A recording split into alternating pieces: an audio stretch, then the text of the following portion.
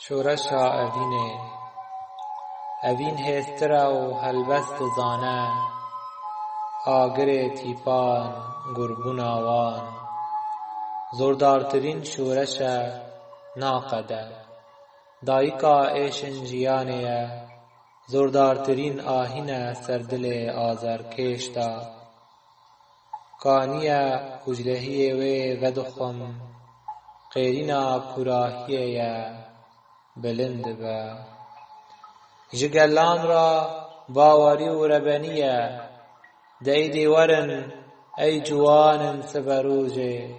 ey keçin dildar bigirin vê dûzê bo em bang bidin ji ber ku birînên me kûr û sermedîne peyv û xewnên me tev û mîdîne jina yekem ya ku min jê hez kiriye maçin wê ser sîngê min da bi ser ve diçin her du çavan disûjînin hêsran dibarînin ew kaniyên bedew ku digelîyên her du memkên wê da derdikevin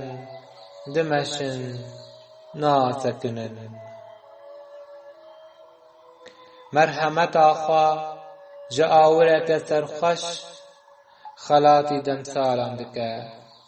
henasên niyaz wê dîl dikin di dengê wê ya nivîştî da dengê min û zimînê ye awirên wê awazeke hindî ye hembêza wê seyrangeheke havîngeheke sêwî ye çû nemaha û helya destê min berda û meşya ji wê çaxê da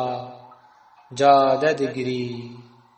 rawestgeh jî dinale